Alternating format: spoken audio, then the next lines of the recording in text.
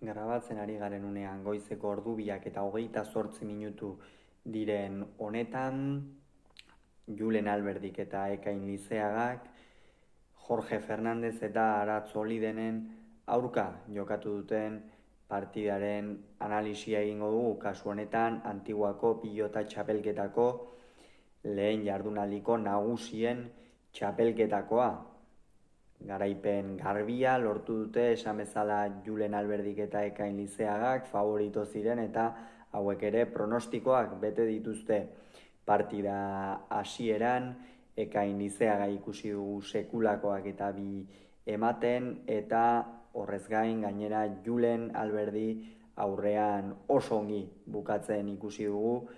Jorge Fernandez aurrean elektriko, baina ezinean bezala, Julen Alberdi eta Ekain Lizeagak zuten nagusitasunaren ondorioz, eta Aratz Oliden atzean nahiko dominatua ikusi dugu. Gero, partida aurrera joan denean bikote urdina zuzentzen ez, baina pixka bat partidan ere sartu da. 15-2 joan dira atzetik, ordura arte zapaldu egin dituzte, zapaldu Julen Alberdik eta Lizeagak, eta hor egon da partidaren gako nagusia, alde batetik Ekain Lizeagaren atzeako nagusitasunarekin, eta bestalde batetik berriz Julen Alberdik aurrean Ekain Lizeagaren atzeko nagusitasuna bikain baliatu duelako.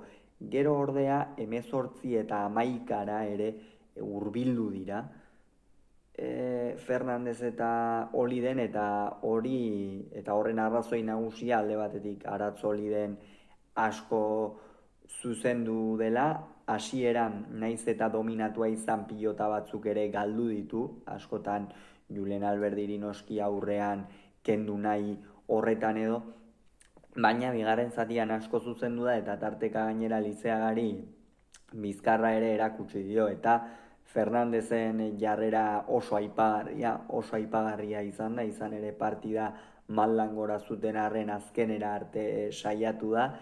Ez zuten behar bada partidarik egokiena edo egunik egokiena gaurkoan luzimendurako edo irabazteko, baina kontua azkenera arte burrukatu dute, eta Julen Alberdik eta Ekain Lizeagak euren torneoko hautagaitza ere sendotu dute gaurko honetan, ezta?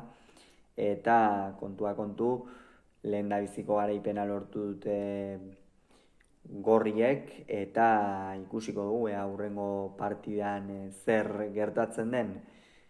Esan bezala 22 eta 12, eta azkenengo gauzatxo bat ere aipatu nahiko nuke. Ekain Lizeagak atzean esan dugu dominatu dela, baina ikusi da gaurkoan nola saiatu den tarteka hor 3-4 horretan, hemen kuadroak zabalak dira, 3-4 laurako kuadroak, eta 3-4 horretatik nola saiatu den tarteka zabalera jokaldiak egiten, eta hor erakutsi du benetako bermea atzelari astigartarrak, eta honen bestez hautagaitza sendotu dute Alberdik eta Lizeagak. Hauxe izan da beraz partida honen inguruan esan behar genuen guztia.